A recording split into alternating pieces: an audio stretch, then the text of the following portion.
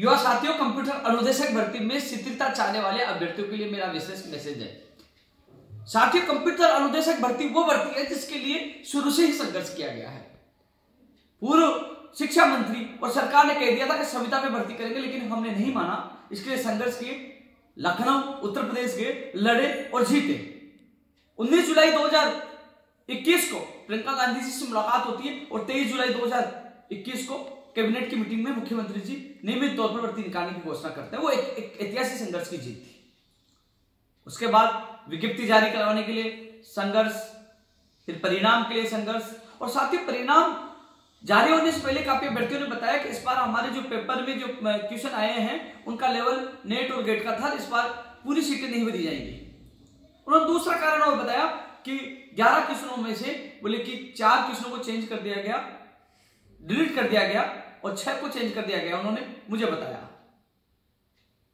11 question बताते, 4 को change और 7 को 4 को डिलीट और 7 को चेंज कर दिया गया, ये उन्होंने बताया। साथियों, मुझे भी लगा कि पहली भर्ती इतनी सीटें खाली नहीं रह सकती, कहीं ना कहीं जो उनका पेपर लेवल कठिन बता रहा है कि गेट और नेट का बताया, कहीं ना कहीं अभ्यर्थियों के साथ की बात है। मैंने उनकी पीड़ा जानी और समझी, और मैंने वादा किया, जो चयनित अभ्यर्थी थे उनसे भी वादा किया कि मैं आपकी ज्वाइनिंग प्रक्रिया में किसी प्रकार की बाधा नहीं आने दूंगा। ये लोग जो सारी सीटों को बढ़ने के लिए शिथिलता मांग रहे हैं 40% की बाध्यता में, मैं इनका भी साथ दूंगा, लेकिन मैं आप लोगों से भी वादा करता हूं कि चयनित अभ्यर्थियों की ज्वाइनिंग में किसी प्रकार की बाधा नहीं आने दूंगा, और जब तक ज्वाइनिंग नहीं हो जाएगी मैं आप तक साथ रहूंगा और आपको ज्वाइनिंग दिला कर ही मैं आपका साथ छोड़ूंगा। वही कंप्यूटर अनुदेशक भर्ती में जो सभी सीटों को बढ़ने के लिए शिथिलता की मांग कर रहे थे, उनसे भी मैंने वादा किया था कि मैं आपका अंतिम सांस तक साथ दूंगा। संघर्ष लंबा चला, गुजरात तक पहुंचे, और गुजरात में जो परिस्थितियां बनी सब लोगों ने देखा होगा। लेकिन मैं कुछ दिन से देख रहा हूं काफी लोग तो जो गुजरात नहीं गए वो भी ट्वीट कर रहे हैं, और काफी लोग वो है जो गुजरात गए वो भी आईडी फर्जी बनाकर जिस प्रकार वो ट्वीट कर रहे हैं उनको शोभा नहीं देता। आज मैं वीडियो डालकर उनको बताना चाहूंगा कि क्या मेरा गुनाह था कि मैं आप लोगों के लिए सड़कों पे सोया, जेल गया, दीपावली तक वहां बनाई, और आप जिस प्रकार सोशल मीडिया पर आप फर्जी आईडी बना के जिस प्रकार कह रहे उपेंद्र यादव ने धोखा दे दिया, उपेंद्र यादव भूल गया। धोखा मैंने नहीं दिया, धोखा सरकार ने दिया है। सवाल आपको सरकार से करना चाहिए। जिस व्यक्ति ने आपका साथ दिया जब आप भूखे मर रहे थे, तब मैं मेरे दोस्तों से पैसे उधार के 21,000 रुपए नगद आप कंप्यूटर अनुदेशक भर्ती के अभ्यर्थियों को मैंने दिए। 21,000 रुपए नगद, जब हालत खराब हो गई थी, खाने के पैसे नहीं थे, तो मैंने मेरे दोस्तों से लेकर मैंने दिया, नहीं आप भूखे नहीं रहोगे। जब बिछाने के लिए कुछ नहीं था, सभी के लिए मैंने बिछाने के लिए तिरपाल की व्यवस्था की, पैसे मैंने दोस्तों से लेकर मैंने कर्जा लेकर मैंने दिए। जब हम मंदिर में सो रहे थे, मंदिर का किराया भी मैंने दिया, बहुत कुछ किया, जेल गया, धक्के गए, और फिर सवाल उठा रहे हो संघर्ष पे। धोखा उपेंद्र यादव ने नहीं, धोखा सरकार ने दिया, सरकार से सवाल करना चाहिए था। लेकिन आईडी चेंज करके फर्जी आईडी बनाकर और सवाल उठा रहे हो उपेंद्र यादव भूल के धोखा दे। उपेंद्र यादव नहीं बोला। अब मैं एक चीज कहना चाह रहा था, अब राहुल गांधी से एक बार नहीं 5 बार मिले, राहुल गांधी जी ने भी निर्देश दे दिए आपके संबंध में। आप जो बता रहे थे कि राहुल गांधी जी ने कहा इनका काम होना चाहिए, तो क्या उस समय राहुल गांधी से जो लड़का मिलकर आया उसकी गलती है? तुम क्या उसको गालियां दोगे? क्या मिलकर आए थे, काम क्यों नहीं हुआ? डॉक्टर किरोड़लाल मीणा जी के धरने में आप बैठे, किरोड़लाल मीणा जी ने आपकी आवाज उठाई, सरकार ने नहीं सुनी, क्या आप डॉक्टर किरोड़लाल मीणा जी को गाली दोगे कि आपने हमारा काम नहीं कर रहा है? साथियों, जो राहुल गांधी जी से जो लड़का मिला उसने भी बेहतरीन प्रयास किया, डॉक्टर किरोड़लाल मीणा जी ने भी अपने तरफ से बेहतर प्रयास किया, मैंने मेरा बेहतर प्रयास किया। धोखा सरकार ने दिया है, लेकिन आप आइडिया चेंज करके जिस प्रकार अपने संस्कार दिखा रहे अपने माँ बाप से जो मिले कि आपको ऐसे संस्कार मिले, वो अच्छा शोभा नहीं देता। जिस व्यक्ति ने अपने जेब से पैसा खर्च करके वह 38 दिन तक पड़ा रहा, वह पैरों में छाले पड़ गए, अपने माँ बाप परिवार से दूर रहा, सड़कों पे सोया, और आपको किसी प्रकार की समस्या नहीं आने दी। और सबसे बड़ी बात, वहां गुजरात में मीडिया के सामने भी जाते थे या राजस्थान में मीडिया के सामने जाते थे, सबसे पहले आप कहते हमारी मांग उठाओ, और सबसे पहले प्राथमिकता से आपकी मांग उठाते थे। और जब मुख्यमंत्री जी से मिलने की बात हुई, सबसे पहले आपके अभ्यर्थी ने बात रखी, और जहां सीएमओ में मुख्यमंत्री प्रमुख सचिव से बात हुई, 1 नहीं 2 डेलीगेशन आपके भर्ती के, और मजबूती से मैंने आपकी बात रखी, कहीं पे भी आपका पक्ष कमजोर नहीं पड़ने दिया। उसके बावजूद भी आप लोग जिस प्रकार ओछी जो भाषा का प्रयोग करें वो बिल्कुल गलत है।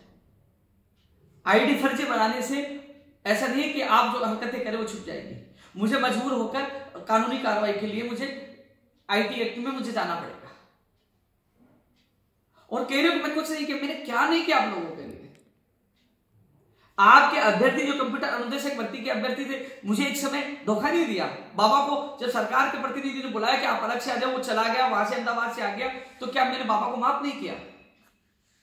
मैंने माफ किया, क्योंकि शायद उसको लगा कि उनका काम हो जाएगा, वो चला गया। तो उस समय आप लोगों को अलग से कंप्यूटर अनुदेशक भर्ती वालों को अलग से बुलाया, और बुलाकर फिर भी सरकार ने धोखा दे दिया। यानी कि आपका जो व्यक्ति गया था उसको धोखा दे दिया। क्या आप उसको क्या हल दोगे? आपने देखा कि हम लोग कितने दिनों से संघर्ष कर। आप पंचायती राज जैन भर्ती का उदाहरण देना चाहूंगा। हम लखनऊ गए थे, उसमें समझौता होता हम भर्ती निकालेंगे जनवरी फरवरी में, जब दिसंबर में वापस लौटे तब मंत्रियों से लेकर समझौता था, बजट की घोषणा था, आज तक उनका काम हुआ, लेकिन उन्होंने ऐसा हरकत नहीं की। आज वो सम्मान करते हैं, आज भी कहते हैं भैया हमारा साथ दो, आप हमारा काम करा सकते हो। कभी वो हरकत नहीं की जैसे हरकतें आपके साथ ही आप लोग कर रहे हो,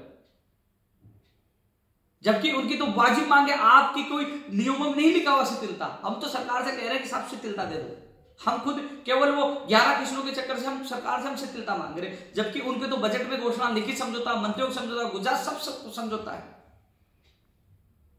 फिर मैंने केवल ये से नहीं कि 40% की जो बाध्यता है वो गुणवत्ता के लिए सही है, लेकिन जो प्रश्नों जो 11 क्वेश्चनों का चक्कर पड़ा और जो प्रश्नों का स्तर जो गेट और नेट का है, इसलिए मैंने आप लोगों का साथ दिया और आज भी साथ दूं। लेकिन जिस व्यक्ति सड़कों पे सोया, जिनको भूखे नहीं रहने दिया, कर्जा लेकर आप लोगों के लिए पैसा खर्च किया, और जब सीएम से 45 मिनट तक वहां वार्ता हुई तो आपका प्रतिनिधि वहां मौजूद था, वहां गुजरात से वापस लौटे तो मैंने फेसबुक पे लाइव किया था। मुझे पता था कि आप जैसे लोग कैसे हरकतें कर रहे हो, क्योंकि मैंने आप लाइव में पूछा, जो जनता ने देखा, मैंने सबके सामने पूछा कि भैया आप लोग रुक जाओ तो मैं रुकने के लिए तैयार हूं, और आप जाओगे तो मैं जाने के लिए तैयार हूं। आप जो फैसला करोगे, जो मुझे मंजूर होगा, तो आप सबने मंजूर, आपने कहा हमें चलना है और बात करनी, तो आपकी सहमति से है।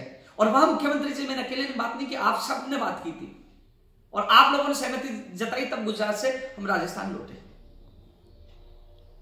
और जब मुख्यमंत्री प्रमुख सचिव साहब से जब बात हुई वार्ता यहां, तो भी मैंने मजबूती से आपके अभ्यर्थी के सामने हाथ जोड़कर मैंने बात की। भीड़ बोले कि भीड़, अरे तुम 150 लोग गए थे शुरू में, और बाद में लास्ट के समय 25-30 लोग रुके थे। भीड़ क्या मेरे पास हमेशा नहीं आती? अब धरना प्रदर्शन हो रहे कि आपकी भीड़ आती है, क्या भीड़ कहां से आ जाती है?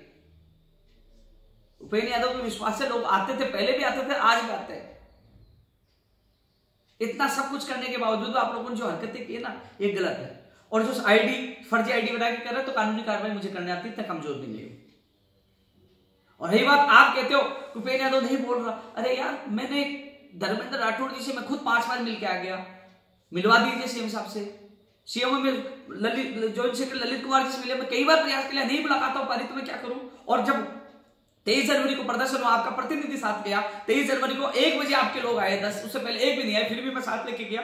हालांकि मना कर दिया, नहीं देंगे शिथिलता,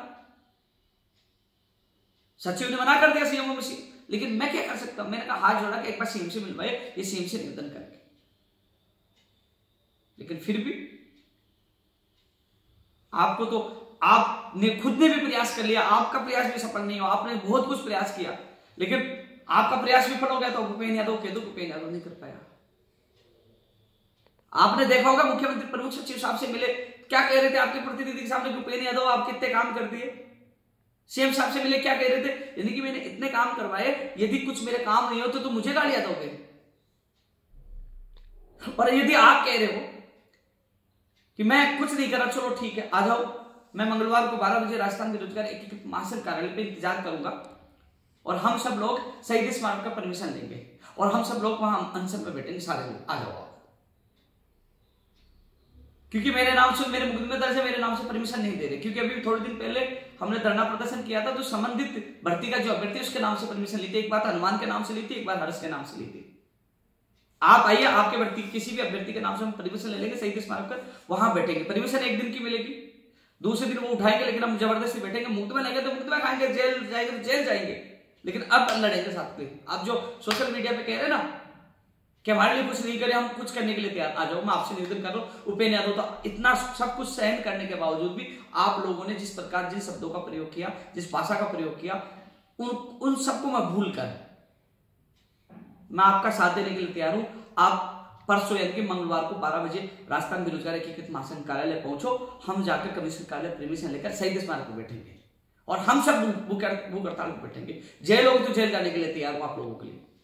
मैं वादा कर रहा हूं आप लोगों से, मैं मंगलवार को 12 बजे मैं महासंघ कार्यालय में इंतजार करूंगा आप लोगों का। जो ये कहते हैं ना मैंने धोखा दिया, साथ नहीं दे रहा, भूल गया, उन सबको कह रहा हूं। और यदि नहीं आए और इस वहां परमिशन के साथ में लेंगे आदर नहीं बैठे, फिर मुझे मत कहना आज के बाद क्यों पेन यादव धोखा दे दिया। मुझे इस बात का दुख है यार, मैं सड़कों पे सोया आप लोगों के लिए, जेब से पैसा खर्च किया जब हालात गंभीर थे तब। सवाल आसान, आप आसान शब्दों में सवाल उठाते संघर्ष पे। मैंने चयनित अभ्यर्थियों से वादा किया, वो निभा रहा हूं। आपसे वादा किया संघर्ष में अंतिम सांस तक साथ दूंगा। शिथिलता देना नहीं देना सरकार का काम है, हमारा काम है संघर्ष करना जो किया है, और इससे बेहतर संघर्ष हो भी नहीं सकता। तुम्हारे तो बस की बात नहीं, तुम तो राहुल गांधी जी को जाके कह दो, गाली देने लग जाओ कि नहीं आपने कहा था। यार किसी ने सहयोग किया उसको बोलना नहीं चाहिए। अब देखता हूं कितने लोग हैं जो कहते हैं कि हाँ हम तैयार, आ जाओ। मैं मंगलवार को 12 बजे राजस्थान बेरोजगार एकीकृत महासंघ कार्यालय इंतजार करूंगा। देखते कितना दम है, मिलकर लड़ेंगे, मैं पीछे नहीं हटूंगा। अब पीछे कौन हटता है समय आएगा बताए। लेकिन जितना मैंने प्रयास किया, जितना संघर्ष किया, 1% भी नहीं कर सकते थे आप। धोखा मिलने के बावजूद, आपके साथी का साथ छोड़ने के बावजूद भी मैंने माफ किया, हर जगह साथ रखा। और अभी भी मुझे बुलाएंगे, यदि मुख्यमंत्री से बुलाते, चुनावी माहौल है तो भी मैं मेरा आपकी बात मजबूती से रखूंगा। जो वादा किया था आपकी बात मजबूती से रखने का, वो वादा आज भी निभाऊंगा। इसलिए साथियों, ये वीडियो वहां तक पूछाई जो शिथिलता की मांग कर रहे हैं, उनको भयभीत किया जा रहा है, उकसाया जा रहा है। यार मैंने सब कुछ किया, कहीं धोखा नहीं दिया। और इनसे पूछिए कि जहां भी बांटते हैं उन्हें मजबूती से, सबसे पहले इनकी मजबूती से बात उठाइए। उसके बावजूद, इतना करने के बावजूद भी ऐसी हरकतें कर रहे थे, इनको भगवान ही माफ नहीं करेगा। धन्यवाद।